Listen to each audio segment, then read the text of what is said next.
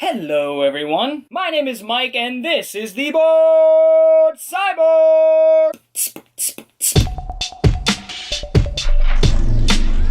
How's it going, everybody? I am back with another What I've Watched, which is essentially a video journal cataloging the films I've watched in the last week and sort of giving my thoughts on them and some nuggets of information that I may have about them, and that's really it. So we won't waste any more time and we'll get right back into it. I figured I'd put a piece of paper over the films this time so that you guys can't see what's coming up next, so it's more of a surprise, and this battery here is going to serve as my stand. So let's have at it. So the first thing that I've been watching that I want to talk about isn't a feature film. It's a film serial from 1939, The Daredevils of the Red Circle. This is a release by Kino, who is putting out some really cool and obscure stuff these days. This right here is definitely one of the best film serials that I've seen. I haven't seen the Flash Gordon ones and a lot of the big ones, the popular ones, but I have seen a few here and there. I've watched a few of these old Superman serials as well as the Batman serials, and they're okay, but I didn't find myself really getting into them and wanting to watch the whole story play out until Daredevils of the Red Circle. I'm only 2 episodes in, but I'm pretty sure I'm hooked and I'm gonna go through the entire series because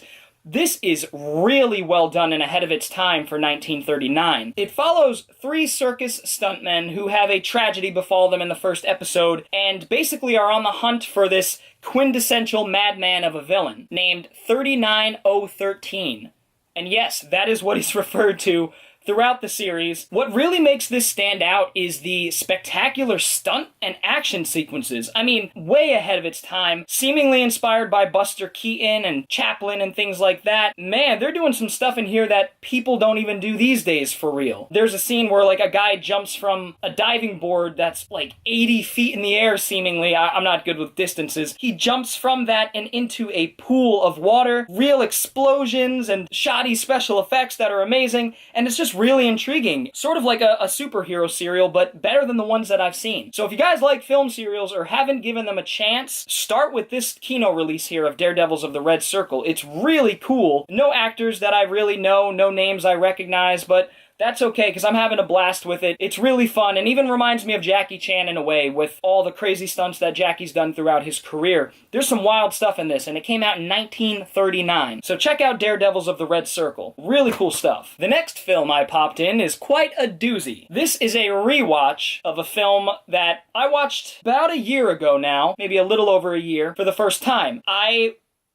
immediately knew this was one of my favorite films of all time while watching it. The film I'm referring to is Super Inframan. Now, this is a somewhat popular cult exploitation kind of film. This movie is absolutely insane. This is a venerable Hong Kong studio, the Shaw Brothers, doing their take on Japanese tokusatsu and even things like Godzilla. It basically throws tokusatsu, kaiju, and over-the-top kung fu and martial arts into a pot, and what we get is Super fucking Inframan, and it is amazing from beginning to end. I suggest watching this film in English because it just adds an extra layer of cheesiness that I think, in this case, fares better for a film like this. Now, I'm the type of person that always prefers to watch films in their native language. Here, I almost recommend watching it in English. It does have the Chinese track as well if you want to watch it that way. I can't do this film justice right now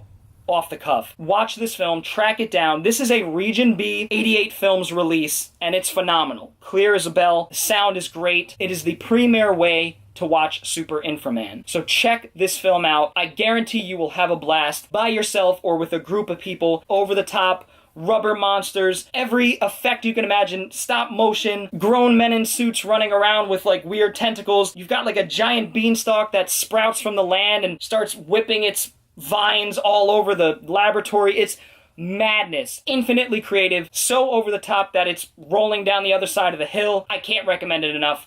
Watch Super Inframan now. So I was in the mood for a superhero film, but not a Marvel Cinematic Universe film, something off the beaten path, and definitely not a Justice League movie. I don't mind those movies. I love Wonder Woman, but I knew I wasn't in the mood for a live-action superhero movie. So I chose from my collection of the DC animated movies, Justice League, The Flashpoint Paradox. I'm not a comic reader, so I don't know much about the comic. I know it's based on a comic, a somewhat popular Flash comic, if not the most popular. This film follows Flash, Barry Allen, who lost his mother as a child, essentially using his power to traverse time. You know, he's so fast that he's able to manipulate time. And what's so cool about this is we get to see a really dark version of Batman. You know, a Batman that has akimbo pistols and is fucking people up left and right. I'm not going to spoil much. It is Batman, but it's not the Batman you'd expect. I was really impressed with this animated feature. Really good animation. I'm still a bigger fan of old school animation. Yes, it's hand-drawn, but sometimes you could tell it's digitally messed with. I'm not exactly sure, but it looks good enough and has some really cool action sequences with the Flash. My only real complaint is I wasn't a huge fan of the voice actor that they got for the Flash. I don't know who it was. Kevin McKidd,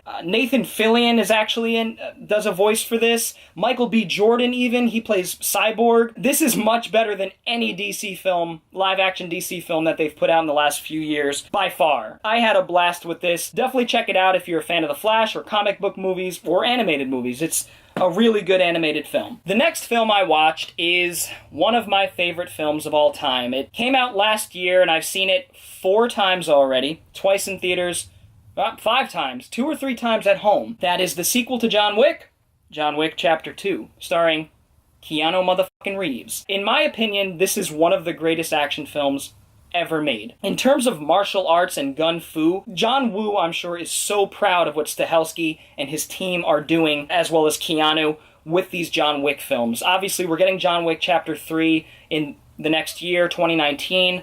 Not soon enough. I can't wait to see it. Somehow they topped John Wick, the first John Wick, with John Wick Chapter 2, and I have confidence that they're going to top Chapter 2 with Chapter 3, which has the subtitle Parabellum, which means pistol, which is an amazing subtitle. I hope they keep it. John Wick Chapter 2, some of the best action sequences ever filmed. Keanu is doing his own stunts. He's kicking people's ass, not only with his fists and with pistols, but with his car in one of the best opening action sequences of recent years. If you haven't seen the John Wick movies and you're a fan of action cinema, well, you've seen the John Wick movies. Check out John Wick Chapter 2. What really separates John Wick from so many other action films coming out these days is the world building. It has a comic book-like world, but it feels outside of comic books. It takes place in a world where there are hitmen and hired killers all around us at all times. They're in the underground. They stay hidden. This film has so many colorful characters that pop in and out. Edward James Olmos is in it. You got Common, who actually does a really good job in this film, and a lot of his own stunts from what I could tell. He definitely had a stuntman doing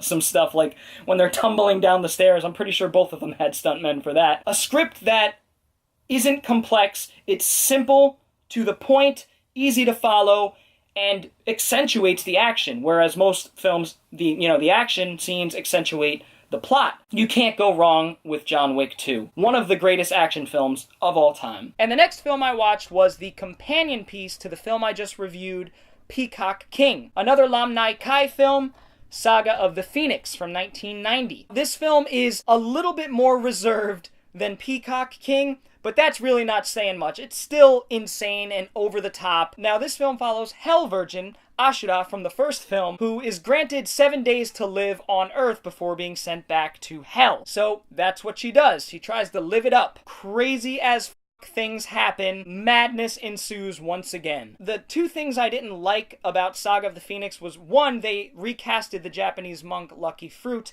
and I thought the original guy was great and much better than the guy they recasted him as. And also, Yin Byo is in the film, but he is out of commission for more than half of the film, and that is bullshit, for lack of better words. He should have been in the entire film, or at least the Japanese monk should have been the one out of commission. Saga of the Phoenix is completely over the top and fun, and it makes a great double feature with Peacock King, as I mentioned in the review. Check it out if you like over the top Hong Kong fantasy action horror films. I know, very specific. This one is also based on the manga Spirit Warrior. So Saga of the Phoenix from 1990, Lam Nai Kai, such an underrated director, such a creative film.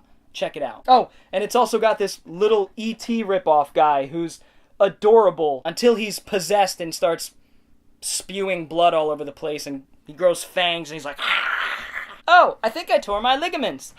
Alright, so the next, I'm in the most awkward position right now. I'm okay. Can't feel my legs, but I'm okay. So the next film I watched was a film that I actually rented from Amazon Prime. That was Ready Player One, the newest Steven Spielberg film. Obviously, I am a huge fan of Steven Spielberg. I love pretty much all of his work. I can't name a film that I've seen of his that I don't like. I even think 1942 is okay. It's his worst film, I think, but it's average. It's alright. It's not bad. The man can do no wrong. And his latest film, Ready Player One, is based on a book by Ernest Cline, who also helped write the script. I actually read a good majority of the book and kind of, I don't want to say lost interest, because I really was loving it, but I just stopped reading it for whatever reason. The film came out, I wanted to finish the book, didn't, and so I was just like, I'm just gonna watch the movie. I had a great time with it. I think it's middle tier Spielberg. It's definitely in the middle of his filmography in terms of quality. It was very different than the book. I guess there are a lot of things that the book mentions and references that they just couldn't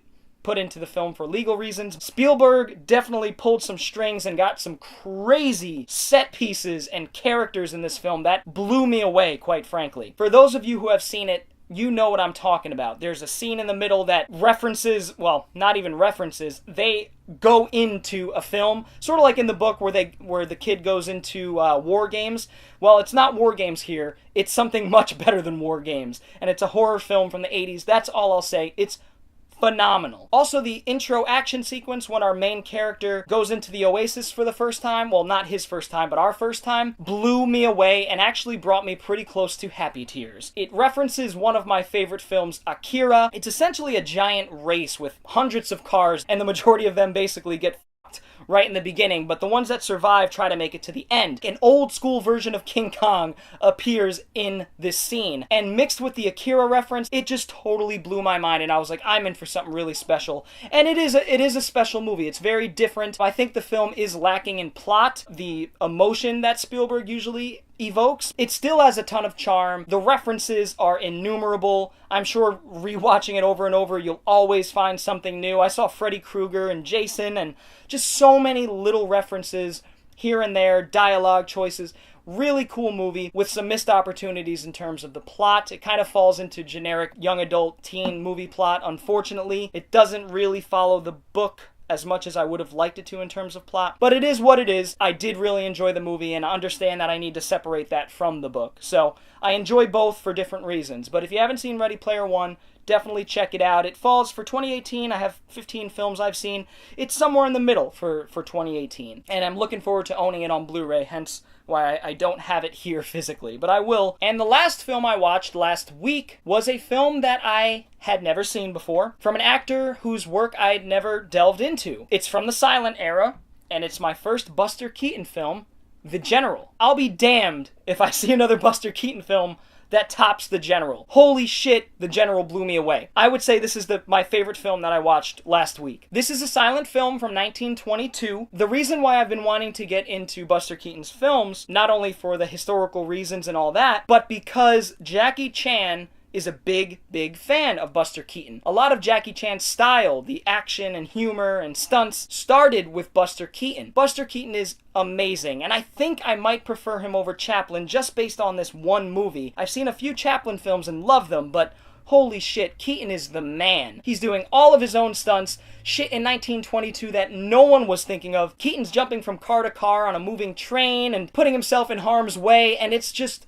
so entertaining. It's a satire on war as well, so it has multiple layers, and to be honest, I didn't dig too much into the film from like a philosophical or political standpoint, just because I was so blown away with the visuals and the things that Keaton was accomplishing in 1922. I love Keaton's emotionless expression throughout the entire film. He's got a very stoic look throughout the entire film, and it just works to his advantage so well. So he tries everything he could to get enlisted because he doesn't want to look like a coward and he wants to impress the love of his life, and ultimately he just can't get in. It's not possible for him to get in. He can't make it happen. So he basically single-handedly, in his own unique way, wages war and sets out to win it by himself. What ensues is just sheer chaos, unbelievable set pieces for the time and even for today, and some stunts that'll still have you gasping. It's just a phenomenal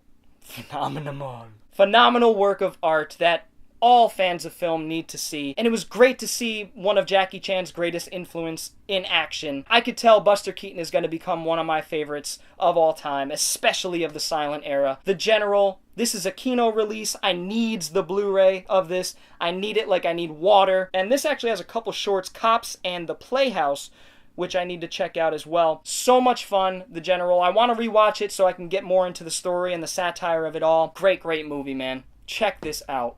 Check it out. And the last thing I've been watching, I can't really display because it's on Netflix. I've been getting back into The Next Generation. I watched the first 3 seasons a couple years ago and didn't lose interest, but, you know, I just kind of put it on hold. So many things to watch. But I picked it back up again and watched The Best of Both Worlds Part 1 and 2, and then the first few episodes of the 4th season. Man, this series is starting to get really good. And I know everybody says it starts picking up around this time. Best of Both Worlds could have been a film in and of itself. It's really our introduction to the Borg and what they're all about. Picard is at risk, and it's just really engaging and touching. And the next episode that I watched, I believe it was called Siblings or Family. That's what it's called, Family. That episode really pulled on the heartstrings. You know, it was about Picard and his brother, and I have a brother, so it just kind of, I related to it, really got emotional with that one. But man, I'm really enjoying the 4th season of Next Generation, and I'm going to continue chipping away at it. I'm a big fan of the original Star Trek and all of the movies, and I'm slowly but surely making my way through the Next Generation, and then I want to follow up with all the other ones, Voyager and Enterprise and Deep Space Nine, all that kind of stuff. So it'll take quite some time to get there, but I do want to get through the Next Generation sometime soon. I want to keep chipping away at it. That's all that I watched last week, guys, and I am working on some new videos, a new review, a modern film that I'm going to be reviewing.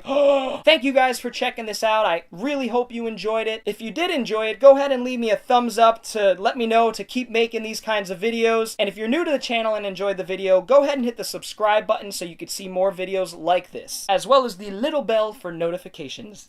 Ding! Anyways, I will see you guys next time. Bored Cyborg out. I can't feel either of my legs.